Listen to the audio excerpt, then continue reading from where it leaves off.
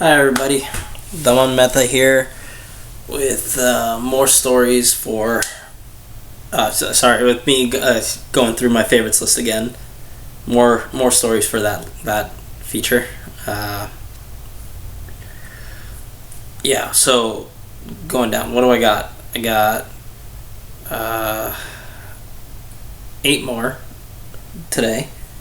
Here we go. Again, yeah, I'm just gonna go with it. And I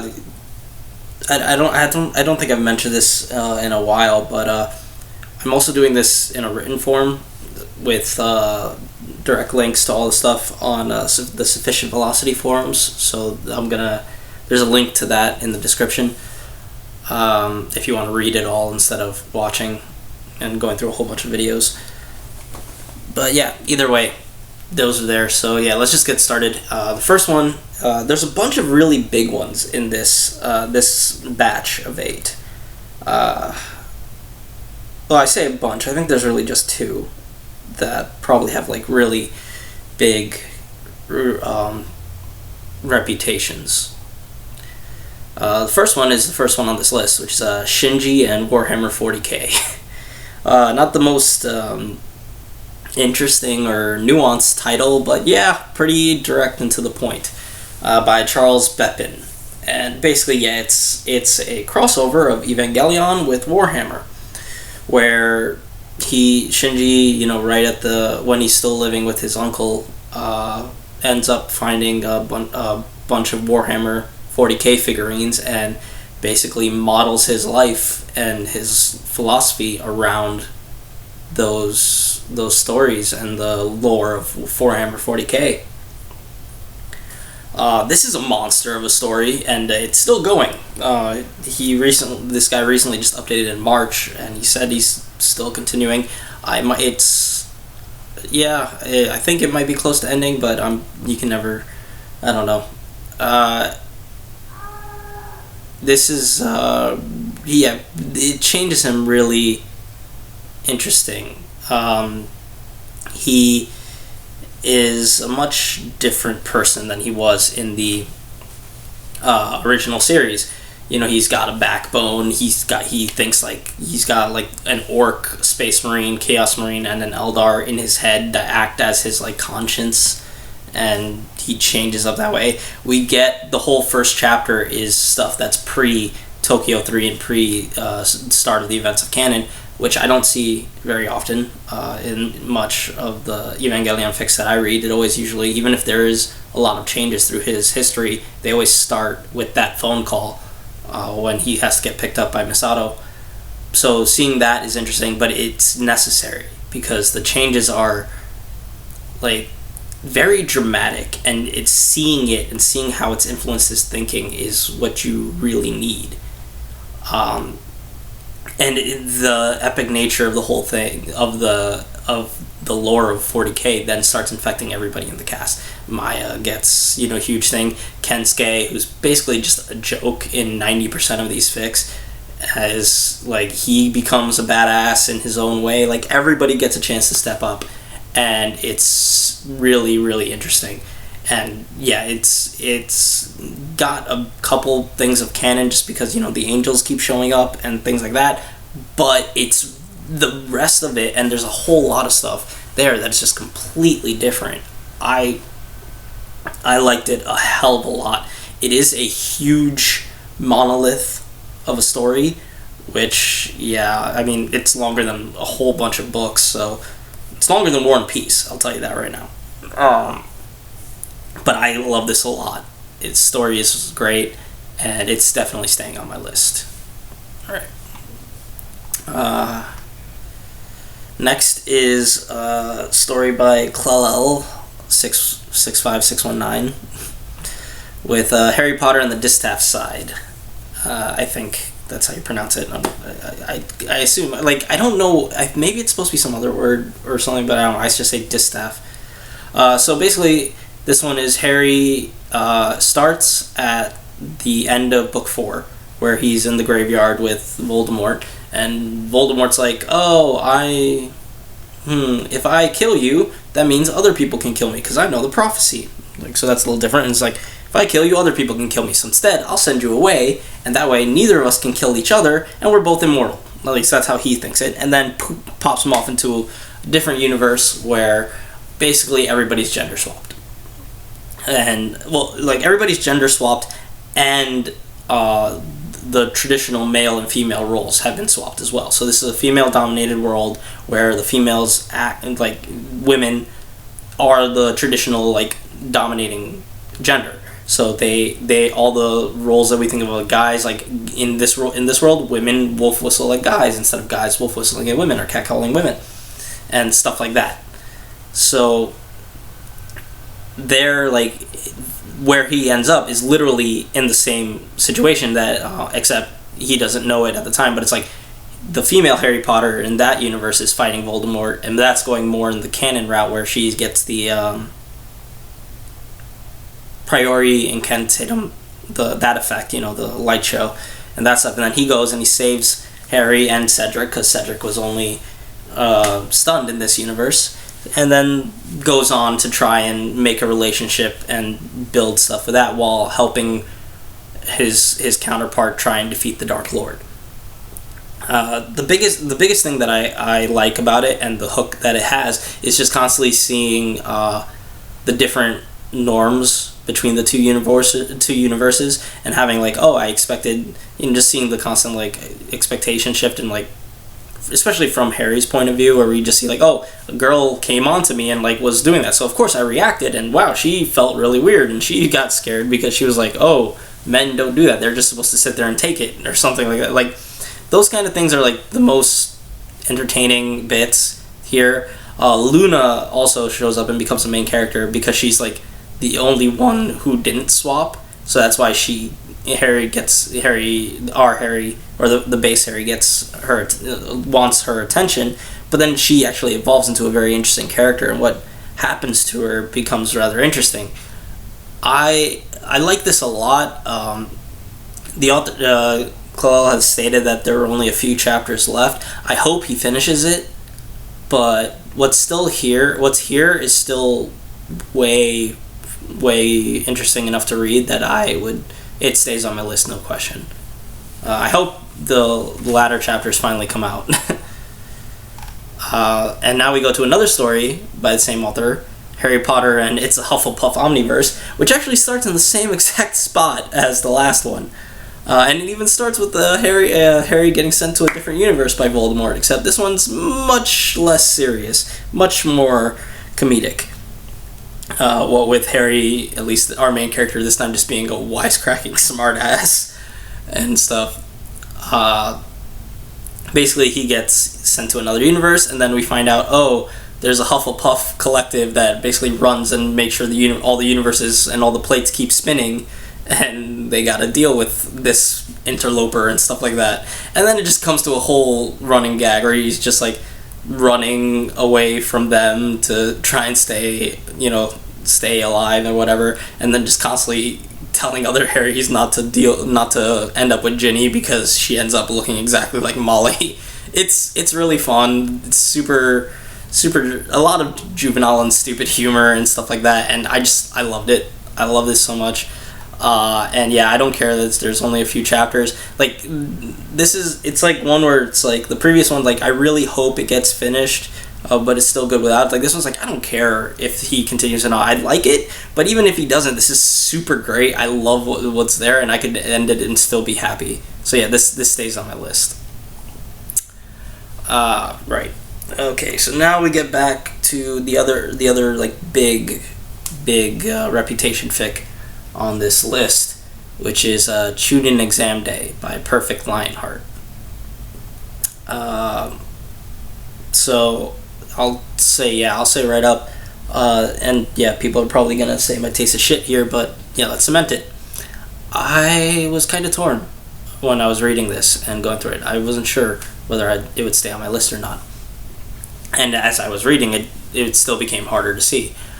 Basically, the plot is Naruto is stuck on a time loop that's centered around the Chunin exams, where it's not a traditional like X amount of time goes and then time loops or you die in the time loops. I mean, that still occurs, but it's more if he does not, depending on when he fails the Chunin exam, that is when the time loops. So if you fail the first day, time loops immediately. But if you get past to the third day, but then fail in the jungle, then the time loops. Like, it's based on that.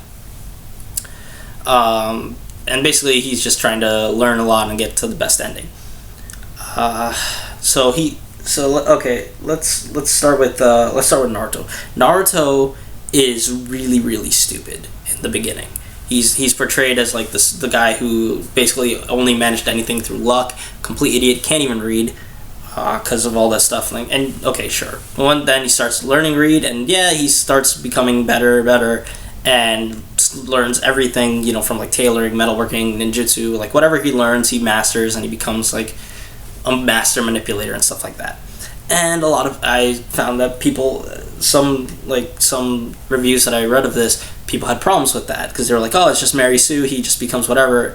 And I can see the thing, because yeah, the guy who learns everything becomes eventually perfect in everything. Yeah, it's kind of a Mary Sue thing, but I don't agree with the complaint because of the nature of the fic. This is a time loop fic, and he has infinite time. You have infinite time, you can become a master at anything. I mean, we don't complain about Groundhog Day, like the movie, where we don't complain about Bill Murray being a Mary Sue just because, oh, he learned this, he learned the piano, and he learned this, and he learned how to doctor and all this stuff. It's like, yeah, because he had infinite fucking time. He could do all the shit in the world, And that's the same thing here. He has also, so okay, I get the time frames that the author might give seem more like, oh, it took me like X loops, like, okay, but if we ignore that, the base complaint that, hey, he becomes perfect in everything, that's just Mary Sue and that's it, it's like, then why the hell are you reading this fic? Like, that's like, it's like, jumping into a pool and saying, oh, I hated with the part where I got wet. It's like, why did you jump into the pool then? It's like, this guy's going to become perfect at everything. That's what happens in these kind of stories when you spend enough time. Like, so that complaint I don't believe, or I don't really think holds water. Next, let's go with how the author treats the characters. Naruto is essentially, can do no wrong. Everything he does is perfect, and everything he gets, and he even gets a harem, which eventually just start praising him for like, oh, any decision he makes, like, oh, that's genius and that. And okay, I can see that, like, yeah, he was making fun of the authors making fun of the Uchiha fan club because they were all just believing that the sun shone out of Sasuke's ass the whole time, but then this is perfectly fine. Like, yeah, I get the hypocrisy there. Also, the rest of Team 7 are completely shit on, like, the entire time. Sasuke and Kakashi are constantly, like, killed and humiliated to high hell. Sakura gets that a lot too, to the point where the author even turns around and is like, okay, I think I was too hard on her, and he starts making her into one of Naruto's groupies. And it's, yeah, is a lot of it repetitive and stuff? Yes. Again, it's the nature of the time loop, because the same shit keeps happening. So yes, is Sasuke gonna die a whole bunch of times? Yeah, because it's like, okay, the author can either come up with a million different ways to do this same scene, or he can do this scene the one way that we know and we can get it done quick, and then we can move on to the other bits that are actually going to be different this time around, or stuff like that. And I get it. Like, some people are like, oh, it's the same shit over and over and over again. It's like, yeah, but like I said, it's just get it done out of the way, and there's only so many ways that the author can come up with doing this same thing. Side note, I don't believe that bashing automatically makes it bad fic. I will say that usually I like it better in fics that are funny, that are like meant to be funny, and that are focused on humor, because then it's more like, it more fits with the surreal tone and stuff that usually goes on with those kind of fics. And with serious fics, yeah, it can be a little distracting and degrading. I don't find it's a huge issue here, for, like I said, like, it's more of a means to an end in most cases, though the way the characters are written, they are horrible pieces of shit. But at the same time, I don't like Sasuke. I hate him as a character, and so I'm probably biased here. But again, I get why people get turned off by this. Not a huge issue for me. So again, that's one more point. Last big issue that I saw in a couple reviews was the fact that Naruto and all his girls eventually start doing like morally questionable things, and they pass the moral horizon or whatever. I remember one guy was like, oh, like Kakashi and everybody get shit on for doing whatever they do, but then Naruto goes and kills Kakashi and steals his Sharingan, and then they perform like experiments on themselves and do stuff like that. Like, why aren't they super evil in that? Okay. I can understand why people would be a little off on that, especially because Naruto is still always considered the perfect person, and all his girls also can do no wrong once they're in his harem and all that. I get it. At the same time, again, this is a time loop fic. So everybody, like, if you see a way to get something or do something, why wouldn't you do it? It's a time loop fic. Nothing, as far as you know, and they know, or at least they believe they know how they can actually get out of the loops, which is Naruto completing thing. So as long as that's not happening, anything they do is gonna get erased. And they know this, and so they do whatever the fuck they can to actually progress in their studies and stuff. And I get what they're doing. Are some of their things morally questionable? Sure, if anything had lasting consequences. That's the thing that, again, it's part of the nature of a time loop thing where they're gonna do whatever the fuck they want to do, whatever they can, because there's no consequences. If all that stuff happened at the final loop, which this doesn't get to, but if that happened then, maybe the author should have paid some, like, at least lip service to the fact that, hey, these things are not exactly the best, or yeah, you're complaining about them, but then you're doing this kind of sketchy shit. Yeah, I think they should be they probably should have done that, but just the fact that the characters do that, I don't find that to be a problem. Like, there's other issues and other cliches in this thing, like Tenten's backstory, and find out, oh, hey, her parents are alive, and they were actually this, and she's actually a deep cover thing or something like that. And there's other things, but in the end, I just think this is meh. Like, it's an okay story. I can see why people would like it, as because of the bashing and like the harem. I can see why people hate it. I just don't. I just feel like it's there. I just think the time loop gimmick and that stuff fits better in a comedic story, or because I do remember some stories, I think they're on this list, that take it in a more serious tone that maybe will translate better. One of the things that ended up being most annoying for me in this one is because it spends so long explaining every little thing that he learns and how he learns it, and that becomes tedious, because it's like, okay, I get it, he learned it this way, he did this, he learned so many things. Maybe that's a lot of what some people want. Like, some people just want to see, oh, how did he learn it, what's the exact sort of... Me, I just want to see, I like character interaction. I like seeing that kind of stuff in loops, and seeing that being entertaining or funny, or seeing like random stupid shit. So I just found it to be just be more interested in explaining things rather than being entertaining. It's an okay story, but I honestly feel like the hatred and stuff for it and stuff, I understand it, but I don't agree with it. I just think it's like a 6 out of 10 meh story, and it's gonna fall off my list. Going on to another Naruto story. This is Paranormal by Da-Sun1.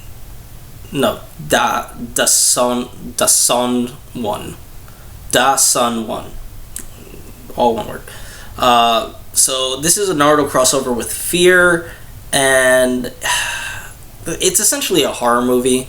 Like, the time of this it's like, I think a couple days or something of this whole fic, but that's basically it. Like, Naruto died, Naruto's killed by Sasuke after, like, the time skip, not on the Sasuke retrieval arc, but some other thing, and then a bunch of stuff starts happening in Konoha. Like, Sasuke just ends up back in Konoha, and he's, like, scared out of his mind. A little ghost Naruto starts appearing. A bunch of Anbu with fox masks just appear and start killing people. It's like, it's basically just a horror movie. A lot of it's a bit repetitive. A lot of people died the exact same way from like Fear, where they're like, they're flying around and all of a sudden they explode and only the skeleton is left, and stuff like that.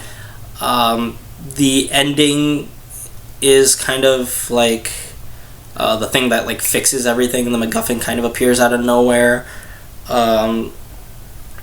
There's a lot of the writing is also repetitive. There's a lot of sentences that just start with suddenly this happened, suddenly she went to the door, suddenly a knock was heard. Like there's a lot of that.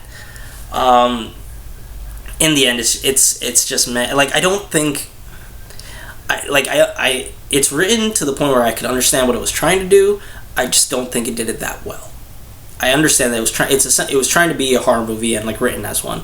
It's just not there's some like things, it just doesn't translate that super well. I just give it a 5 out of 10, and yeah, it falls off my list. Going back to Harry Potter and Clell, we have Harry Potter and the Invincible Techno Mage. This one's actually another serious fic, or at least trying to take itself seriously. Harry basically ends up getting adopted by Tony Stark at age 5. Then when he becomes 11, he ends up going back to Hogwarts. That's where we start. We start at him going to Hogwarts for his first year, and yeah, we get a whole bunch of like canon where people try to control him and take him. Dumbledore tries to take him away from his father and like keep him controlled in Britain and all that stuff, and a whole lot of that, and it happens in the first year. And that's all like in the first year, and then after that it basically just becomes high school drama with some superhero stuff that happens occasionally. And I like that part, honestly I like that part the best. Canon basically gets derailed after the troll incident. Yeah, the troll incident, and then everything else just becomes very, very off. And yeah, that's the thing, like I was tempted when I was reading this. I got about 10 chapters in, and I was like, okay, I see this. It's basically just going to be Harry's raised by somebody else, so he has more of a backbone, and it's like, okay, I don't take shit from you, like especially with how he deals with Snape during that first potion class. And I was like, okay, so that's how it's just going to go. And I was like, okay, I'm not interested in that. Even the climactic scene of Harry and like in front of the Wizengamot as they try to take away his adoption and stuff, like that's like it was like interesting. It was okay, but I wasn't caring for it, and I was ready to drop it. But I was like, okay, you know what? I read a bit, like let me go through this. Let's finish this. And then that's when the high school drama stuff started appearing, and that's what I liked. I liked the whole character interaction and the talking and stuff between Harry, Padma, Neville, his group of friends, and the occasional interjections with the superhero stuff kept it fresh. Instead of being always there, always in the face, it's spaced out enough that it feels like it just keeps them interesting as opposed to just overpowering, and it keeps like a dynamic going where it's like, okay, first you get bits of this, then you get bits of that, then you're here, and then you're there, and then it's like it keeps it from feeling stale, keeps it from feeling boring. And yeah, I don't really have much else. I just liked it a lot. And as the more high school, the more like that kind of stuff was there, the more I enjoyed it. So yeah, this is really, once I got past that stuff, I liked it a lot, and yeah, it stays on my list. Okay, the next. Okay, so this is a big one. Next one is Elementary by Lightning Hunter. So Lightning Hunter, I don't know about his reputation in the big world, but I read, I think, quite a few of his fics. I don't know if they're still on this list or not, but I read a bunch of them, and I remember he would put author's notes at the end of chapters. I think a couple other Naruto writers did this a lot, where they would just complain about how the actual manga was going at the time and like about the latest chapter. And I'll admit they probably colored my view of the manga a lot, because I never went through and read the whole thing. I know what happened because I've read a lot of fics and because of those bits at the end. But yeah, I never actually watched the entire Naruto anime or read the whole thing. So that's one of the beauties of fanfiction. Like, that Naruto is one of the ones where, like, I've learned all of canon just by what I see repeated or talked about in fanfics. There's a couple others that I've done that too. Maybe not to the full extent of Naruto, but yeah. But so some of his views and some of his things definitely probably colored my perceptions of the characters. He's also one that really hates Sasuke and complained a lot, and I'm sure some of that passed on to me. But taking this story in here, what he gives us is a Naruto that's based on Sherlock Holmes, in that he tries to think and thinks a lot and, like, deduces shit exactly like Sherlock. And he uses gadgets and poisons and stuff instead of spamming ninjutsu all the place. I don't know why he doesn't use ninjutsu, because he still has his super, like, chakra levels and stuff, but he's just like, I don't need jutsu to kill people. And just like, so you're just wasting this resource that you have. Like, I don't know. He has that one line where he says, like, I don't need it, but seems like why would you just ignore it? But other than that, okay, like, this story, like, it's an actual smart Naruto, like, who thinks and stuff, instead of just smart being like, oh, I know all these techniques and all that, and I'm a wise-ass, and I'm going to show off in front of you, or, like, just talking down to people because I'm intelligent and you're not. It's like, it's actually just, okay, I know things and I deal with things in a different way. Like, okay, that's already makes this stand out.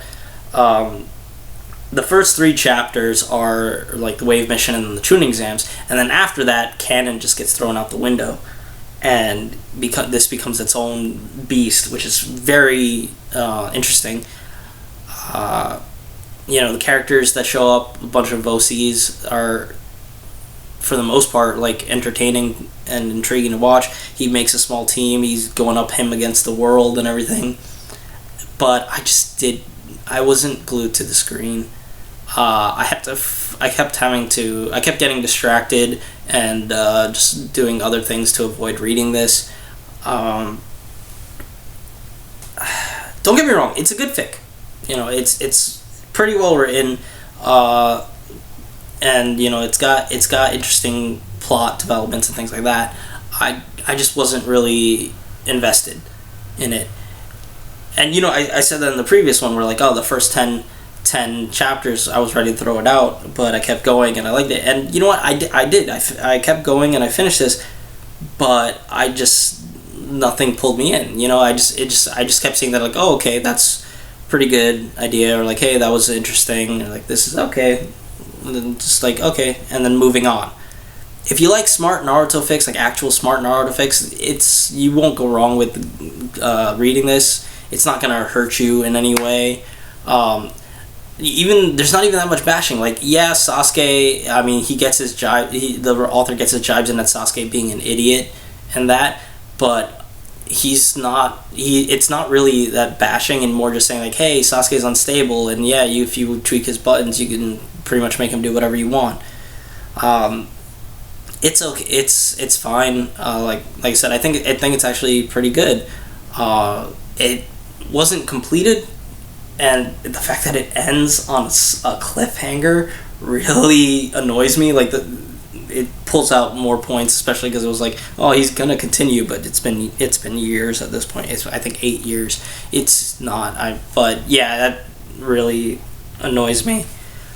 But yeah, like, I think it's a good story. I just didn't get into it and stuff, so it's gonna fall off my list.